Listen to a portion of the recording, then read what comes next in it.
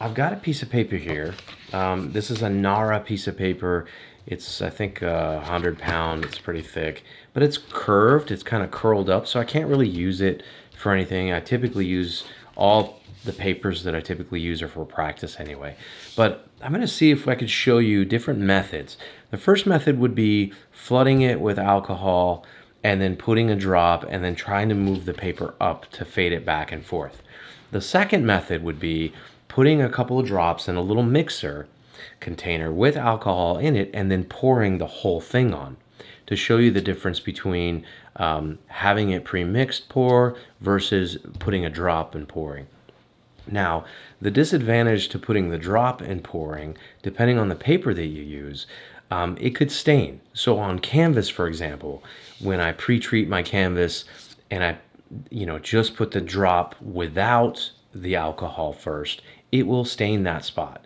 So what I typically do is I flood it with alcohol, then I come in and drop the drops inside of the alcohol on the canvas and I blend it there. So there's a lot of different methods. So let me show you both methods. So the first method would be flooding a certain area with alcohol. So we're going to do that right now. So there you go. You've got quite a bit of alcohol right here. And I'm going to drop a couple drops in here inside. Like that. You see how it's kind of floating on there and you can see this little drop moving. So then you just go back and forth, or you can use your air dryer or blower and then just go back and forth and move it down.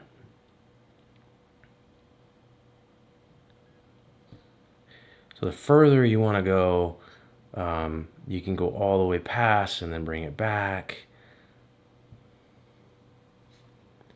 And you just let it sit. See, and it keeps crawling back, so you got to keep pushing it all the way out, moving it around. And you could do this with a blow dryer, but since this is a small piece, it's going to be very difficult to try to control this small amount on a small piece. So very simple. See, I'm pushing it, and it's getting to the point, I don't know if you can see this, but the alcohol is kind of, the ink is kind of breaking up. So that means you're kind of pushing it to past its past the amount of dye that's in it. And see, now I will leave this and let it dry. And you could always tweak it because it will move. If your table is not balanced or your surface is not balanced, you will get some interesting shapes. Now, if you do get some spots, as you can see, there's a couple spots happening, just move the alcohol back on it. You could use a brush to pick up. There may have been dust or something, so you could do that and just lift it off the brush, off the paper, and then just come back. Let's see, I've got a couple spots here, and I don't know if that's just dust, but you can always just bring alcohol back in and let it settle. The further I push to the edge, I mean by this horizon right here. So this horizon line right here, as it's all of this ink is just going to follow and get back to this horizon line. So if I don't like this line right here, I can just move my brush and straighten it out. You see how it's straightening out? Now I do have a lot of humidity today, and humidity does play an effect on colors, on alcohol ink. So that's why you'll get this weird breaking up of shapes, and you can always adjust that after it dries. So we're going to keep going back and forth because there is alcohol on here. And then you can see how it's starting to slow down. The ink is starting to slow down.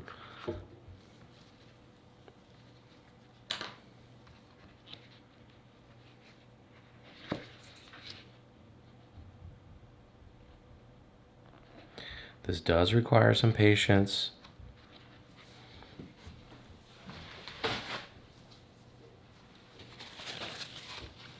So let's continue moving this, and I'm going to dry this out. But I finished. Okay, go with mommy. Look, that's my hair. I see your hair's wet. Go. Now can I play with the laptop? Yes, you can. Go.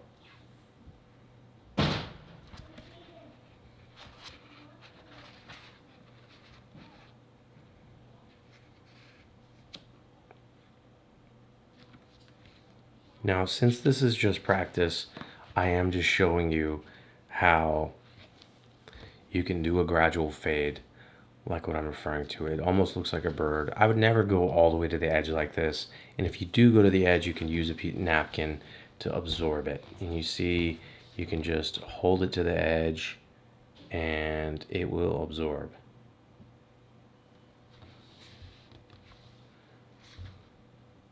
Just take it all the way to the edge and see how I'm just continuing to push it back and forth. And as you can see, it's slowing down and it will dry.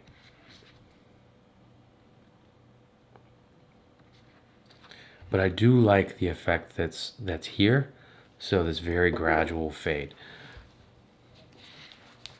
If you want to add anything to it, or if you want to continue to push more of it out, you can. You can use your blower. I would not use a blow dryer for this size because it will blow everything out.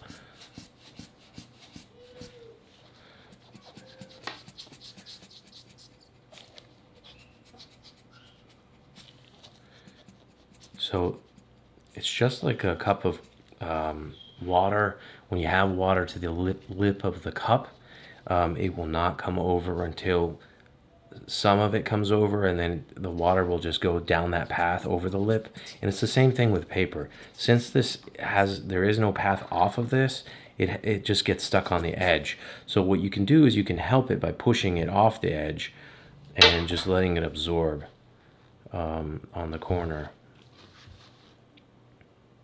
I'm just going to leave it right there. Just move it around. Now this is, you see how long it's taking? You have a lot of time to play with this.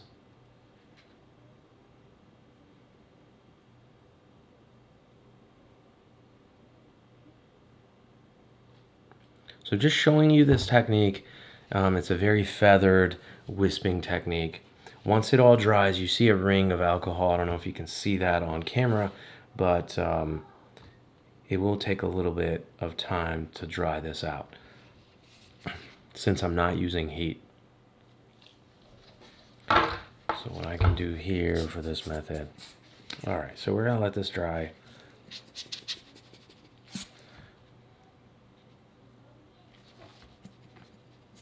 Just adding some shape down here below. I don't want to mess with this up here. I just want to play with this down below. And you can see some spots of dust. So you always want to make sure that you do clean your stuff before you... All right, so I'm back. I'm just letting it dry still. It's still wet. But what I was mentioning earlier is you're going to have pieces of dust right here. You can see that.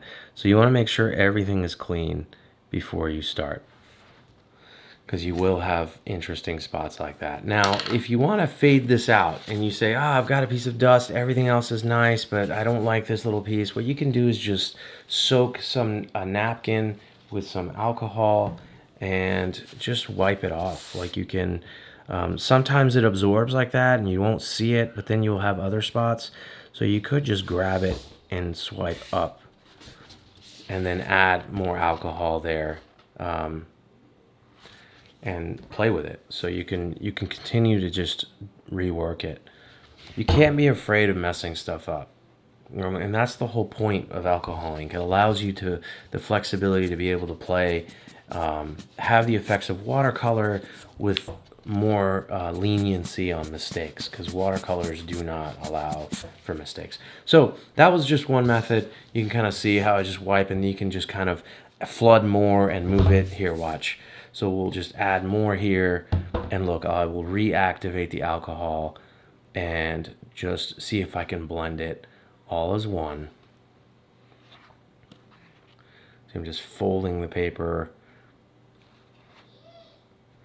You gotta flood the whole page, so you can't be afraid of, I've got this beautiful shape. What's the point of the beautiful shape if you've got dust in it? So you have to be able to make sure that your stuff is clean as you paint, and also, you just can't be afraid of messing anything up. So I'm gonna blend this all together as I bring the alcohol back down to fade it.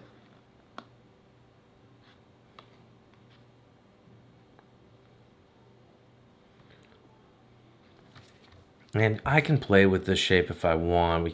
We can add color, more color down this area and play with it. But so that's basically how you fade with on paper. Now, on canvas, it's a little different. The size of canvases that I typically use are very large, and you won't be able to move the canvas like this. So it takes a lot of air, and you have to use a lot of alcohol, and you have to control it with brush strokes and brushes. So it is possible to get this effect on canvas. It just takes a different skill set to be able to do it. It takes a different technique, honestly. It's not even a skill set, it's just different technique. So there's the soft blue effect. Okay, so now what I'm gonna do is I'm going to pre-mix my alcohol in this little mixing cup. So we're gonna pour a little bit of alcohol in here, and I'm gonna drop a couple drops.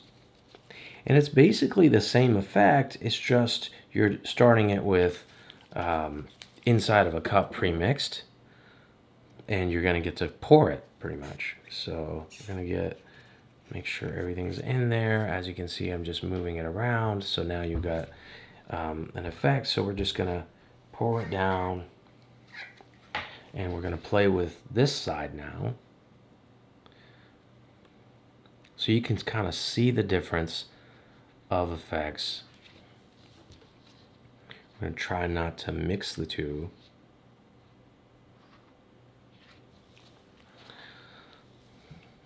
And what I'm gonna do here, I think I'm gonna push, you can use a blow dryer at this point. Hopefully I don't blow everything away.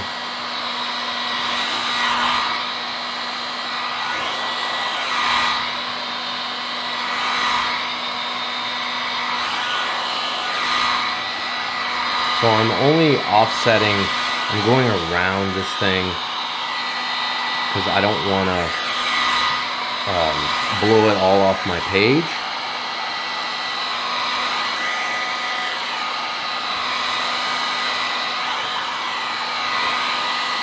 I'm just offset. So I'm not really on top of it, I'm just around it.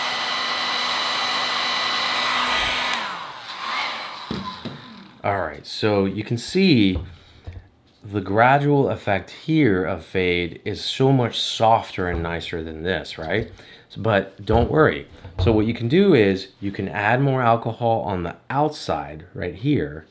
Since this is a type of paper that does not stain, you can always let it sit here for a little while, and then you can push it down. And you'll see as I push down, you'll bring the effect down. So there's different ways to do it. I just want to show you both so that you can try either method to see what suits you best before you start, thinking that you're going to mess up a sheet of paper or whatever. Now, Yupo, in some cases, will stain a little more than NARA will, and canvas obviously was stained just like Yupo if you're treating it correctly. And it's not every color, it's just some colors leave more stain than others.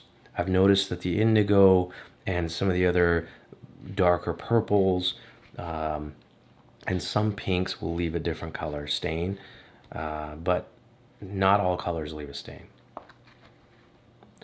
And so we're going to push it out and around, and we're just going to play here.